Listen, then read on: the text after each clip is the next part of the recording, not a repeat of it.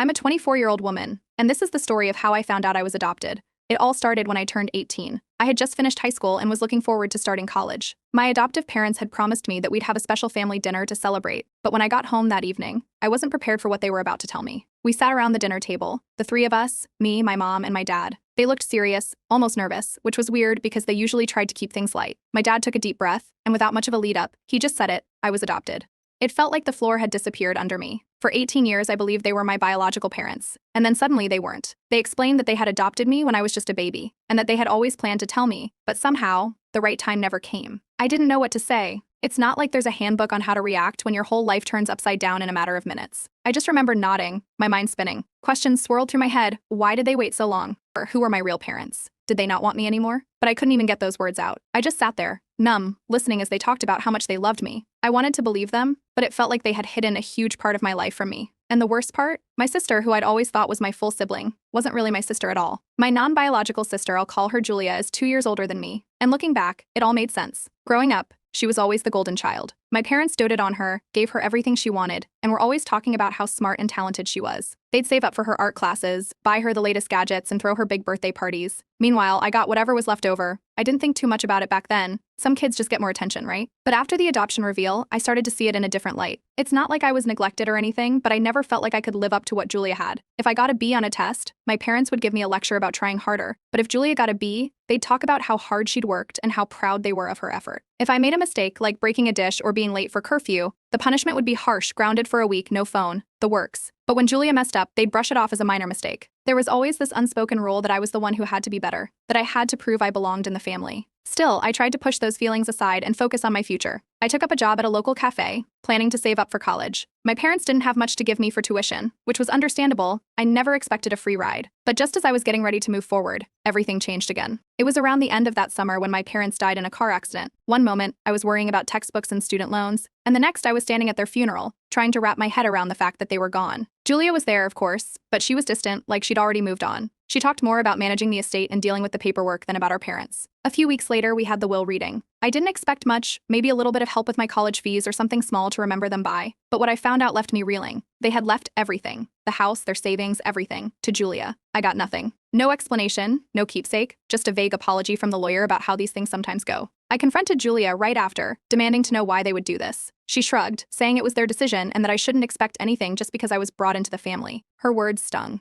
Brought into the family like I was an outsider all along. She made it clear that she didn't owe me anything, and I realized that she saw me as just that, not her sister, but some girl her parents had taken in. Things went downhill fast after that. We both lived in the house for a while, but every conversation turned into a fight. I begged her to give me time to save up for a place of my own, to let me get through the first semester of college, but she wanted me out. She said the house was hers, and she didn't want me freeloading anymore. It didn't matter that I had nowhere to go, or that I was still grieving our parents. One evening, I came back from a shift at the cafe to find the locks changed. I pounded on the door, but she called the police on me, saying I was trespassing. They escorted me off the property like I was a stranger. Just like that, I was homeless. I didn't even have time to grab my things. So there I was, sitting on the curb outside what used to be my home, with nothing but the clothes on my back and a few dollars in my pocket. I had no family to turn to, no friends who could take me in, and no idea where I'd sleep that night. All I could think was how fast my life had fallen apart, from finding out I was adopted, to losing my parents, to being pushed out onto the streets by the only sister I'd ever known. It's strange how you think you know the people closest to you, and then you find out you never really knew them at all. Update 1. Curring.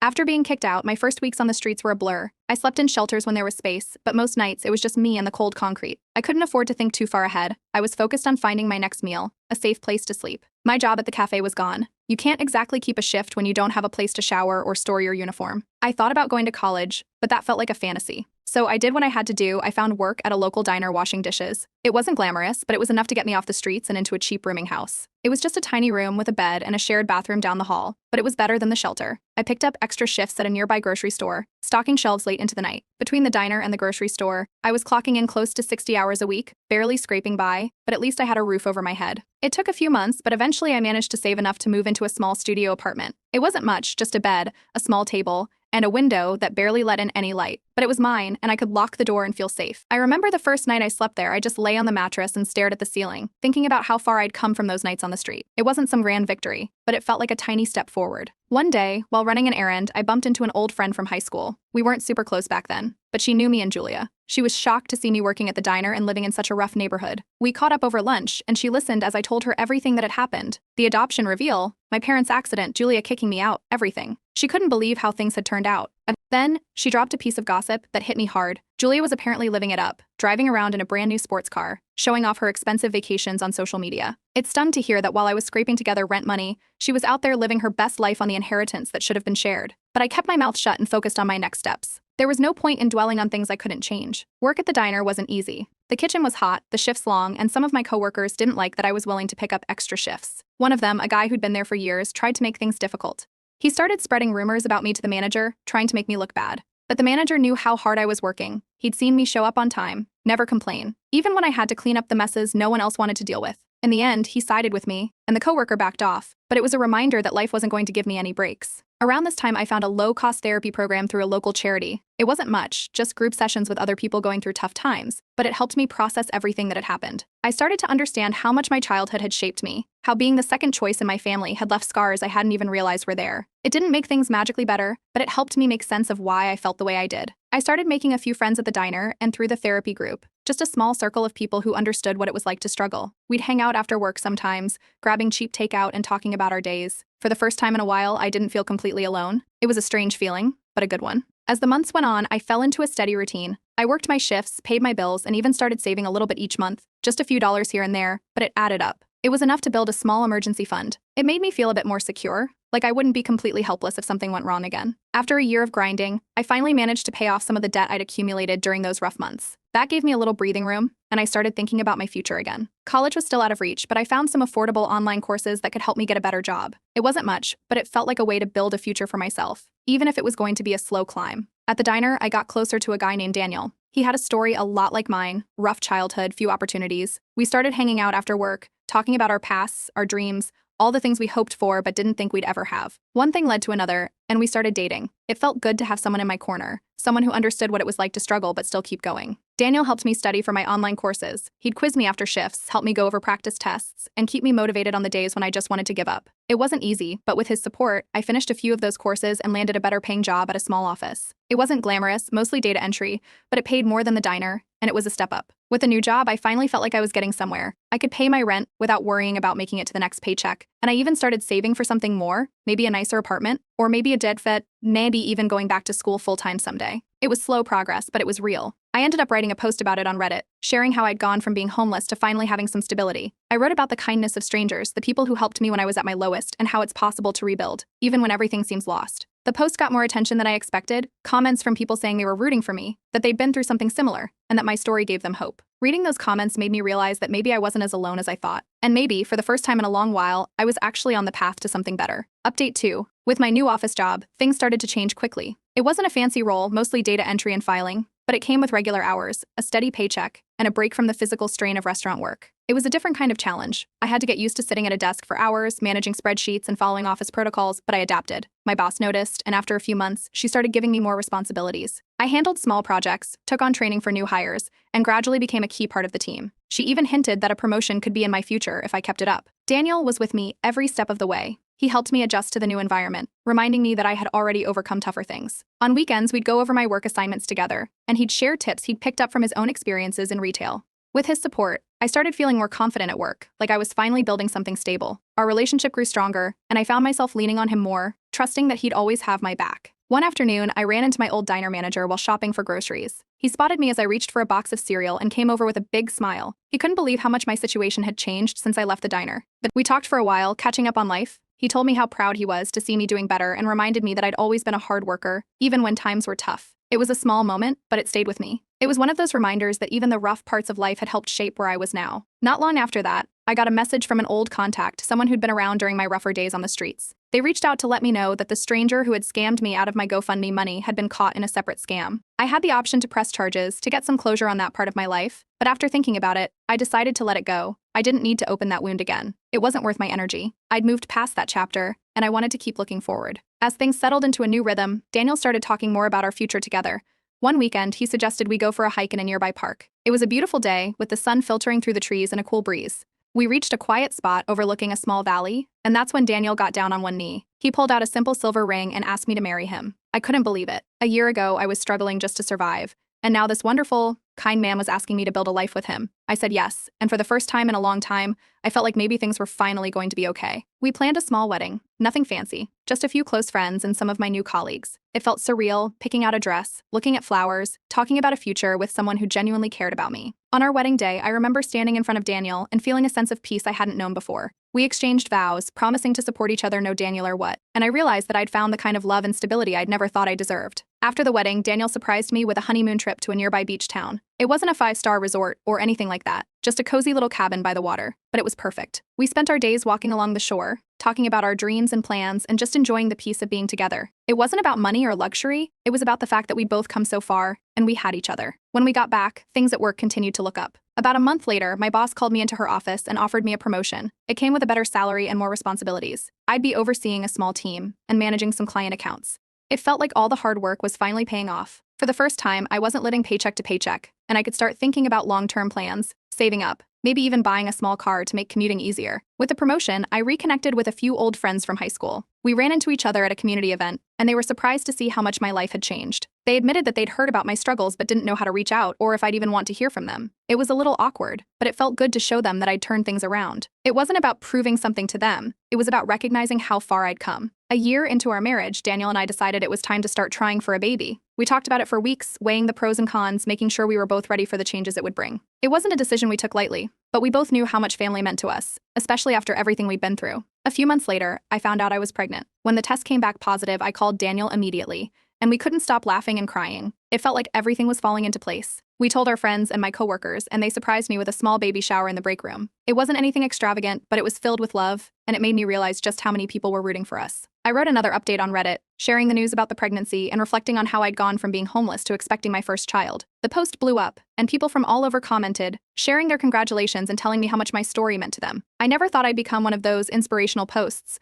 but reading through those comments, I felt like I'd finally made it to the other side of everything. Then, just when I thought life couldn't surprise me anymore, there was a knock on our apartment door one evening. I opened it to find my non-biological sister standing there. She looked nothing like the Julia I remembered. Her hair was unkempt, her clothes were worn, and she had this desperate look in her eyes. She had lost everything, her lavish lifestyle, the money, everything. She asked if she could come inside, explaining that she was facing eviction and had nowhere else to go. It was like my past had come knocking, forcing me to face everything I thought I'd left behind. Update 3. When I opened the door and saw Julia standing there, I almost didn't recognize her. The woman who used to flaunt designer bags and perfectly styled hair looked worn down, with unkempt hair and clothes that had seen better days. For a moment, I just stared at her, unsure if this was real. Then she started talking fast, explaining how she'd lost everything: bad investments, overspending, no savings. Now she was facing eviction with nowhere else to turn. I stood there, frozen, as memories of being kicked out of our parents' home flooded back. How she'd changed the locks on me, how she watched while the police escorted me out. I wanted to slam the door in her face, but she looked so desperate. Against my better judgment, I let her in. We sat down in the living room, Daniel's wary eyes tracking our every move from the kitchen. She spilled her story, and it wasn't pretty. Julia had blown through the entire inheritance in a few years, living like the money would never run out. A new car, trips to Europe, fancy dinners, it all drained her bank account faster than she thought possible. When the funds dried up, so did her social circle. She hadn't managed to hold down a job, and now, debt collectors were breathing down her neck. For the first time, she apologized. She admitted that she had been selfish, that she knew she had treated me terribly. She said she regretted how she'd pushed me out of the family home when I was vulnerable. Her voice cracked as she told me she wished she could take it back. It was the kind of apology I never thought I'd hear, but it felt too little, too late. Daniel pulled me aside after Julia left. He didn't trust her sudden change of heart. He reminded me how cruel she'd been, how she'd left me to fend for myself when I had nowhere else to go. He thought her apology might be driven by desperation, not real remorse. But he also said that he would stand by me, whatever I decided to do. It was clear he was worried, though. He didn't want me to get sucked back into a toxic relationship. That night, I couldn't sleep. Every time I closed my eyes, I saw myself standing outside that locked house, clutching a trash bag of clothes. I remembered the nights on the streets, the hunger, the fear of not knowing where I'd sleep.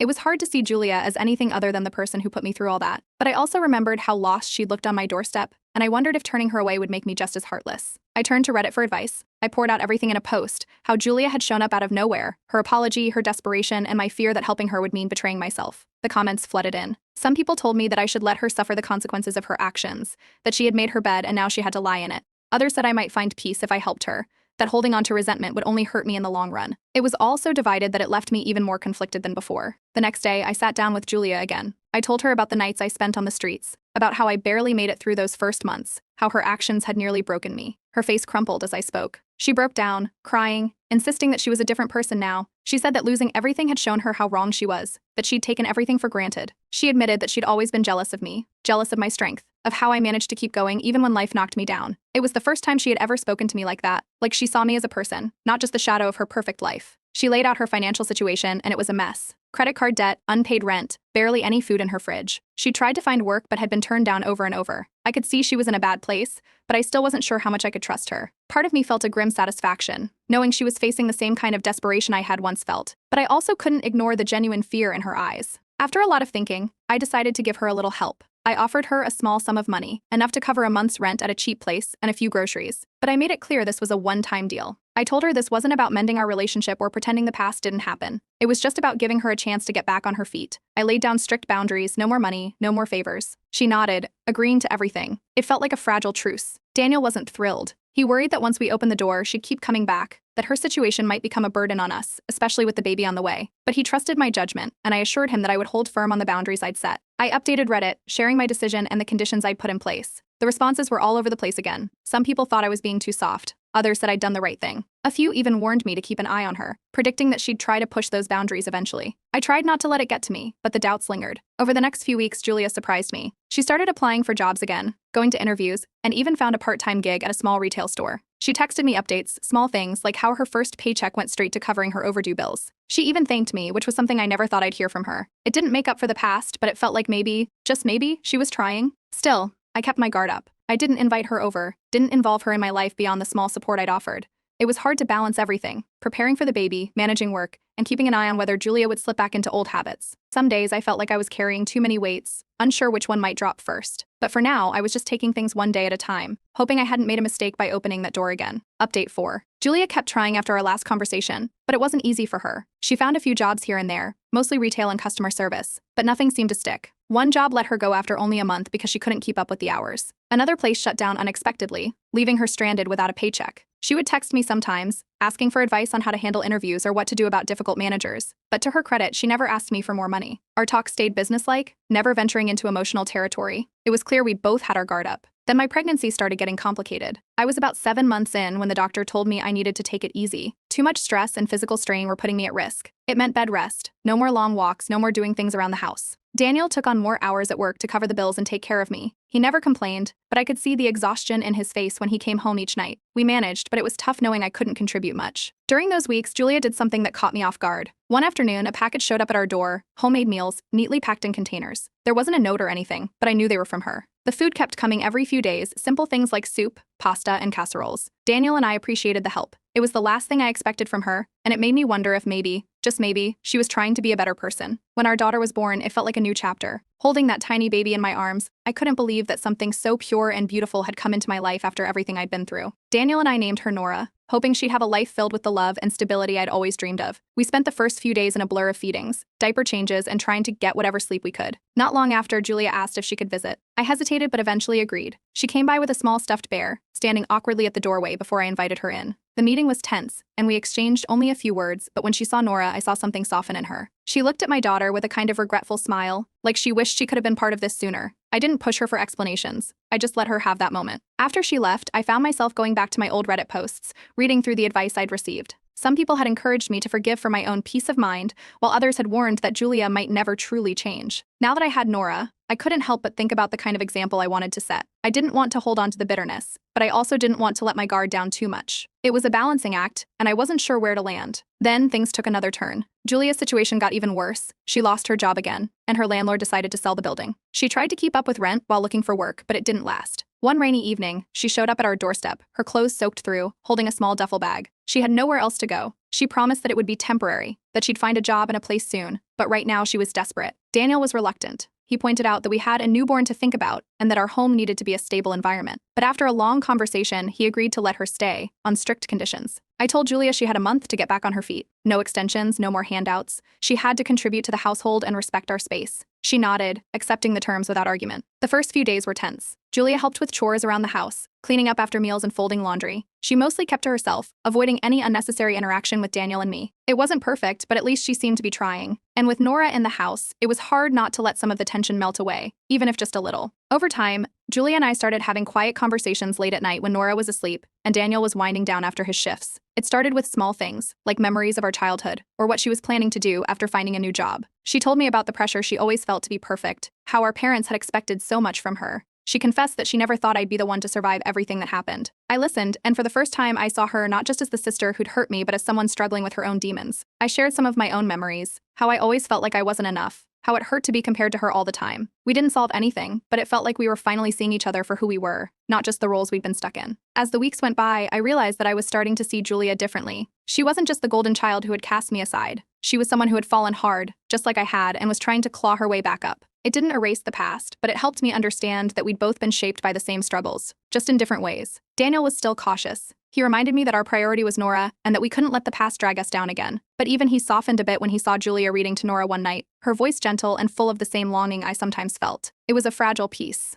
but it was there. As the end of Julia's month-long stay approached, I found myself wondering if maybe there was a way forward for both of us. Not a perfect ending, but maybe something that wasn't as broken as before. Update 5. The first few days after Julia moved in were tense. She kept to her small corner of our home, barely speaking except when necessary. Daniel kept a close eye on her, his unease clear whenever he glanced her way. I could tell he was struggling with the new dynamic, and I didn't blame him. Our routines had changed overnight, and suddenly the house felt too small for the three of us, and a newborn. I spent most of my time with Nora, trying to keep things as normal as possible for her. Julia threw herself into job hunting, applying for everything she could find. But the market wasn't kind. She went to interviews and came back looking more deflated each time. I recognized the frustration in her expression. It was the same look I'd worn for months when no one would give me a chance. But I kept my distance, letting her deal with it on her own terms. After all, she was the one who needed to prove she could get back on her feet. One evening, Daniel had to work late, and it was just me and Julia at home. After Nora fell asleep, I made some tea and sat down at the kitchen table, trying to unwind. Julia joined me, her face lined with exhaustion. We started talking, slowly at first, but then the conversation drifted into deeper waters. She admitted that she used to envy me, my independence, the way I seemed to keep going no Daniel or what. She told me that even when she had everything, she felt like something was missing.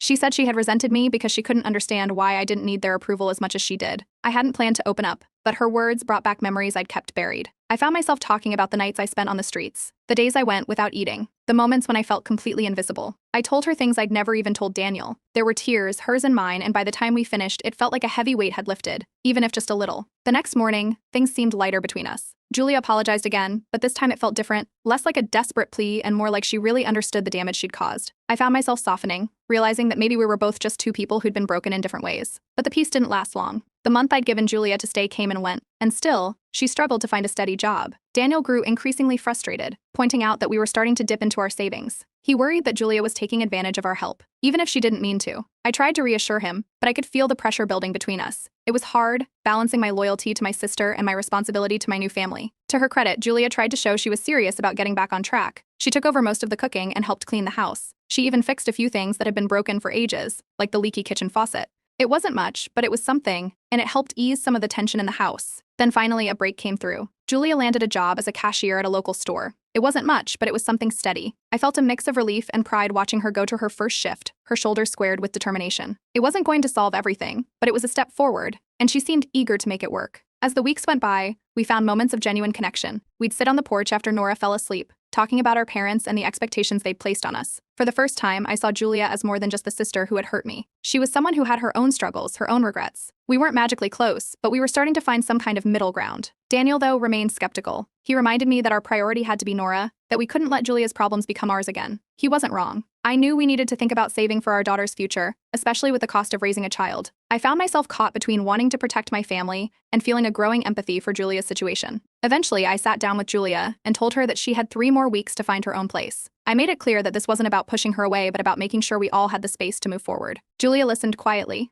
her expression hard to read, but she nodded and thanked me for giving her the time she'd had. But just when I thought things were moving in the right direction, Julia had a setback. She missed a shift at work and spent one night out drinking, coming back smelling like alcohol. I confronted her the next morning, laying out the boundaries we'd agreed upon. Julia looked ashamed, tears in her eyes as she promised to do better. She told me she was afraid of ending up alone again, that she didn't want to lose the only family she had left. It was hard not to feel some of that old anger bubbling up, but I also knew she was struggling to change. Daniel and I talked it over, and we decided to give her one last bit of help. We offered to cover the first month's rent if she could secure a lease on a small apartment nearby. But we made it clear this was the last time we'd be able to offer financial support. After this, she was on her own. She agreed, and a few days later, she found a place, a modest, one-bedroom apartment a couple of towns over. On moving day, we packed up her few belongings into the back of our car and drove her over. She thanked us quietly, her voice choked with emotion. As I helped her unpack, I felt a mix of relief and sadness. Relief that she was taking this step on her own, but sadness that things had turned out this way between us. When we left, she stood on the front steps of her new place, waving as we drove away. I updated Reddit one last time, sharing the complicated feelings I had about the whole situation. I wrote about how hard it had been to navigate between helping my sister and protecting my own family, but that I believed I'd made the right choice. The responses were kinder this time, with people acknowledging the complexity of the situation and the strength it took to set boundaries. I don't know what the future holds for Julia and me, but for the first time, I feel like we're both on paths that could lead somewhere better. It's not a perfect ending, but maybe it doesn't have to be.